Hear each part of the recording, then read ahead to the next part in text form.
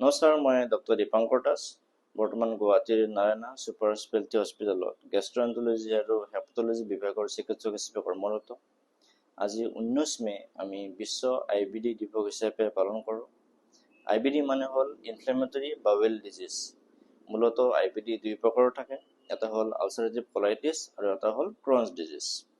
Ulcerative কলাইটিছত mainly আমাৰ large ইণ্টেষ্টাইনত সৰু সৰু ইৰ'জন বা আলচাৰৰ সৃষ্টি হয়, আৰু ক্ৰনছ ডিজিজে আমাৰ গেষ্ট্ৰইণ্টেষ্টাইন ট্ৰেক্টৰ যিকোনো পাৰ্টে ইনভলভ কৰিব পাৰে। IBDৰ মুখ্য কাৰণসমূহৰ ভিতৰত হ'ল 1 নম্বৰ অটোইমিউন ডিজিজ, মানে আমাৰ শৰীৰৰ ইমিউনিটিয়ে নিজৰ এগেইনষ্টে কাম কৰে, নিজৰ ইণ্টেষ্টিনৰ এগেইনষ্টে ইনজুৰি কৰে, আলচাৰ সৃষ্টি কৰে। ছেকেণ্ডলি, কিছুমান জেনেটিক ফেক্টৰৰ কাৰণে IBD হ'ব পাৰে।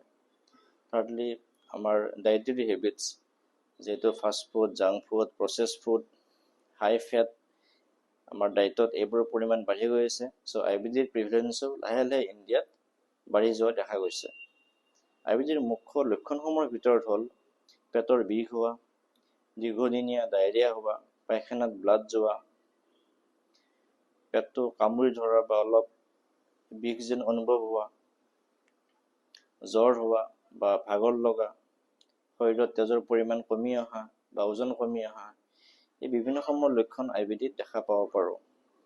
যদি আপোনালোকৰ এইবোৰ লক্ষণ আছে, তো সোনকালে এজন গেষ্ট্ৰএন্টাৰলিষ্টৰ পৰামৰ্শ লওক, আৰু ডক্টৰে আপোনাৰ IBDৰ ডায়েগন'চিছৰ কাৰণে কিছুমান টেষ্ট পৰীক্ষা কৰিব পাৰে, আপোনাক কলনস্কপি এডভাইচ কৰিব পাৰে, বা কিছুমান ক্ষেত্ৰত কেতিয়াবা আমাৰ ইমেজিং বা আমাৰ CT স্কেনৰ হেল্প ল'ব লগা হয়। তো IBD যদি আপোনাৰ ডায়েগন'জ হৈছে, একো ভয় খাব লগা কাৰণ নহয়।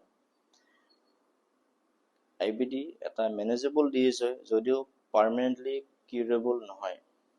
তো সঠিক লাইফষ্টাইল, সঠিক ডায়েট আৰু সঠিক মেডিচিনৰ জৰিয়তে আপুনি IBD বেমাৰটো কণ্ট্ৰল কৰিব পাৰে আৰু এটা সুস্থ জীৱন যাপন কৰিব পাৰে।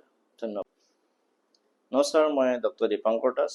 বৰ্তমান গুৱাহাটীৰ নাৰায়ণা ছুপাৰ স্পেচিয়েলিটি হস্পিটেলত গেষ্ট্ৰএন্টাৰলজি আৰু হেপাটলজি বিভাগৰ চিকিৎসক হিচাপে কৰ্মৰত। আজি 19 মে আমি বিশ্ব IBD দিৱস হিচাপে পালন কৰোঁ। IBD মানে হ'ল ইনফ্লেমেটৰী বাৱেল ডিজিজ। মূলত IBD দুই প্ৰকাৰৰ থাকে, এটা হ'ল আলচাৰেটিভ কলাইটিছ আৰু এটা হ'ল ক্ৰনছ ডিজিজ। আলচাৰেটিভ কলাইটিছত মেইনলি আমাৰ লাৰ্জ ইণ্টেষ্টাইনত সৰু সৰু ইৰ'জন বা আলচাৰৰ সৃষ্টি হয়, আৰু ক্ৰনছ ডিজিজে আমাৰ গেষ্ট্ৰইণ্টেষ্টাইন ট্ৰেক্টৰ যিকোনো পাৰ্টে ইনভলভ কৰিব পাৰে। IBDৰ মুখ্য কাৰণসমূহৰ ভিতৰত হ'ল 1 নম্বৰ অটোইমিউন ডিজিজ, মানে আমাৰ শৰীৰৰ ইমিউনিটিয়ে নিজৰ এগেইনষ্টে কাম কৰে, নিজৰ ইণ্টেষ্টিনৰ এগেইনষ্টে ইনজুৰি কৰে, আলচাৰ সৃষ্টি কৰে। ছেকেণ্ডলি, কিছুমান জেনেটিক ফেক্টৰৰ কাৰণে IBD হ'ব পাৰে।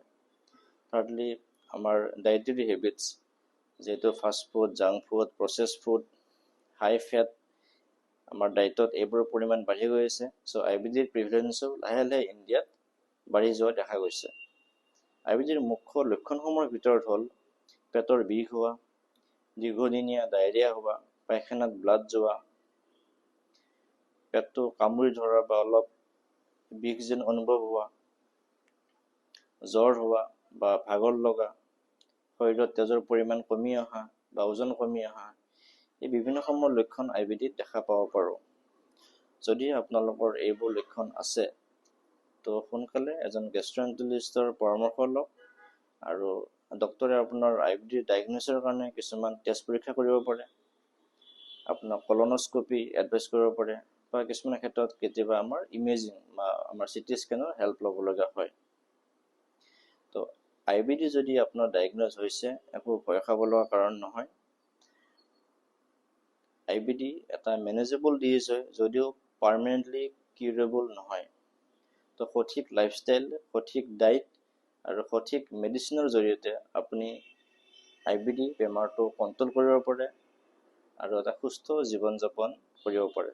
ধন্যবাদ। যিকোনো খবৰৰ বাবে যোগাযোগ কৰক 7099017330 লগতে 7099017110 নম্বৰত।